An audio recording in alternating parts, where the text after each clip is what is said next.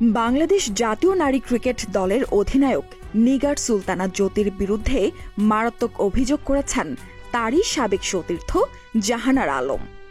জাতীয় দলের বাইরে থাকা এই পেস তারকা এখন অস্ট্রেলিয়ার সিডনিতে আছেন। সেখান থেকেই তিনি একটি শীর্ষ জাতীয় পত্রিকাকে জানিয়েছেন, জ্যোতির সিন্ডিকেটের কারণেই তাকে দল থেকে বাদ দেওয়া হয়েছে। একই সঙ্গে জ্যোতির বিরুদ্ধে মারাত্মক কিছু অভিযোগ তুলেছেন।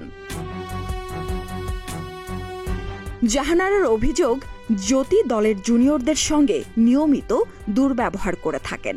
অনুশীলনে নিজের কিট ব্যাগও তিনি জুনিয়রদের দিয়ে বহন করান কিংবা বাধ্য করেন।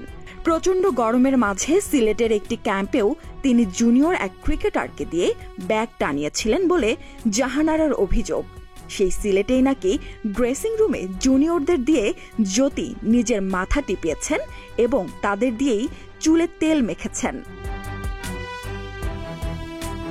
জ্যোতির বিরুদ্ধে শারীরিক হেনস্থার অভিযোগও এনেছেন জাহানারা। বাংলাদেশ অধিনায়ক নাকি দলের জুনিয়রদের প্রচুর মারধর করেন। দুবাই সফরের সময়ও এক জুনিয়রকে রুমে ডেকে নিয়ে থাপ্পড় মেরেছে বলে জাহানারার দাবি। জুনিয়র ক্রিকেটাররা দল থেকে বাদ পড়ার ভয়ে এসব নিয়ে মুখ খুলতে চায় না।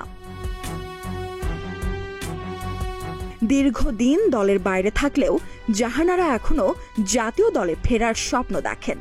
তার আশা, আমিনুল ইসলাম বুলবুলের নেতৃত্বাধীন বিসিবি এসব সমস্যার সমাধান করবে এবং দলের সিন্ডিকেট ভেঙে দেবে।